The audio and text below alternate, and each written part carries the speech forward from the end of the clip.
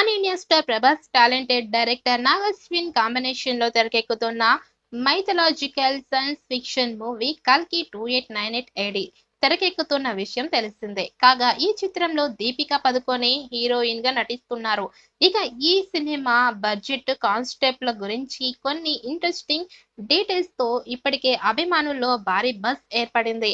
ఈ సినిమా విడుదల తేదీ దగ్గర పడుతూ ఉండడంతో సినిమా ప్రమోషన్స్ మొదలు పెట్టాలని చిత్ర యూనిట్ ప్రభాస్ పై అభిమానులు ఒత్తిడి తెస్తున్నారు.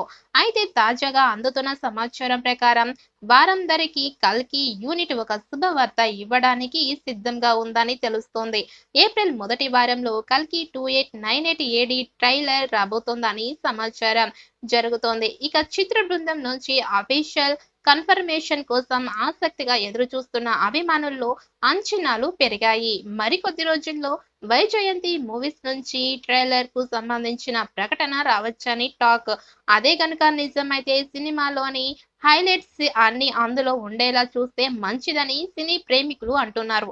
మరి సినిమాకి క్రేజ్ రావాలంటే ఖచ్చితంగా ట్రైలర్ వర్కౌట్ అవ్వాల్సిందే.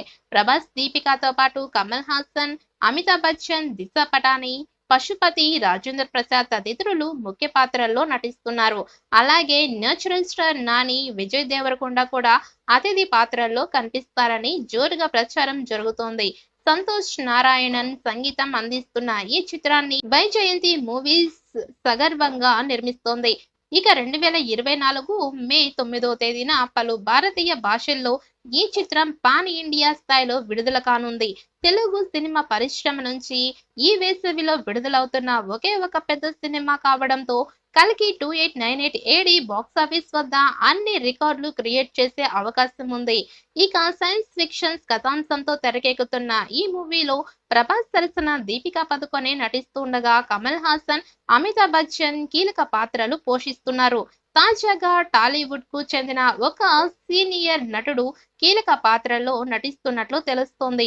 కల్కిలో టాలీవుడ్ సీనియర్ నటుడు అయినటువంటి రాజేంద్ర ప్రసాద్ కూడా నటిస్తూ ఉన్నారు. ఇక ఇదే విషయాన్ని ఆయనే ఒక కార్యక్రమంలో ప్రకటించారు. రాజేంద్ర ప్రసాద్ లాంటి టాప్ యాక్టర్ ఈ సినిమాలో నటిస్తూ ఉండడంతో ఆయనకు ఎలాంటి పాత్ర ఇచ్చుంటారు అనే వార్తలు జోరుగా జరుగుతున్నాయి.